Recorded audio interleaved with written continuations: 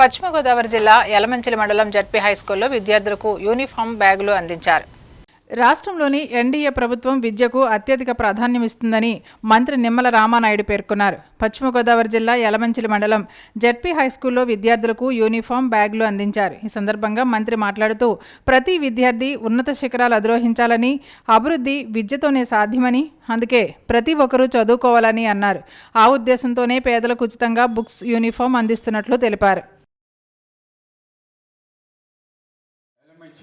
ZP school నందు ఉచితంగా ఈ యొక్క కిట్స్ ఇచ్చేటువంటి కార్యక్రమంలో భాగస్వాములు అవడం చాలా సంతోషం, చాలా ఆనందంగా ఉందని చెప్పి ఈ సందర్భంగా తెలియజేసుకుంటూ, నేను కూడా ఒక చదువుకున్నటువంటి వ్యక్తిగా, ఒక అధ్యాపకుడిగా, లెక్చరర్గా 10 సంవత్సరాలు పనిచేసిన వ్యక్తిగా విద్య యొక్క ప్రాముఖ్యత, విద్య యొక్క ప్రాధాన్యత తెలుసున్నటువంటి వ్యక్తిగా ఇటువంటి విద్యా కార్యక్రమంలో పాల్గొనడం వ్యక్తిగతంగా నాకు చాలా సంతోషంగా, ఆనందంగా ఉంది అనే విషయాన్ని మరొక్కసారి ఈ సందర్భంగా తెలియజేసుకుంటూ, ఏదైతే ఈరోజు ఎన్డీఏ ప్రభుత్వం ఏదైతే ఉందో విద్యకు అత్యంత ప్రాధాన్యత ఇవ్వాలనేటువంటి ఆలోచనతో పెద్ద ఎత్తున ఈరోజు మీకు యూనిఫామ్స్ కానీ, బెల్టు, షూస్ విత్ సాక్స్లు, బ్యాగ్, అదేవిధంగా టెక్స్ట్ బుక్స్,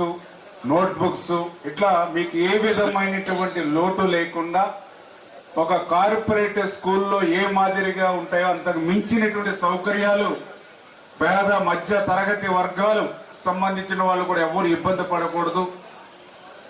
పర్టికులర్గా ఎవరైతే ఎస్సీ, ఎస్టీ, బీసీ, మైనారిటీ పిల్లలు ఉంటారో వాళ్ళందరినీ కూడా మంచి విద్యను అందించి వాళ్ళందరికీ కూడా ఉన్నత స్థాయికి తీసుకెళ్లాలి అనేటువంటి ఆలోచనతో పనిచేసేటువంటి ప్రభుత్వం ఎన్డీఏ ప్రభుత్వం.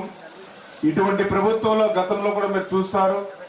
ఏదైతే ఆ రోజు చంద్రబాబు నాయుడు గారు కూడా విద్య, ఎందుకంటే ఒక వ్యక్తి జీవితాన్ని మార్చగలిగేటువంటి శక్తి ఒక విద్యకు మాత్రమే ఉంది అనేటువంటి ఆలోచనతో, ఒక పాలవాడి కొడుకు డాక్టర్ కావాలన్నా, గుమస్తా కూతురు ఒక సాఫ్ట్వేర్ ఎంప్లాయ్ కావాలన్నా, ఒక సామాన్యుడు మరి కొడుకు గాని కూతురు గాని ఒక సైంటిస్ట్ కావాలన్నా దాన్ని అందించేది ఒక విద్య మాత్రమే.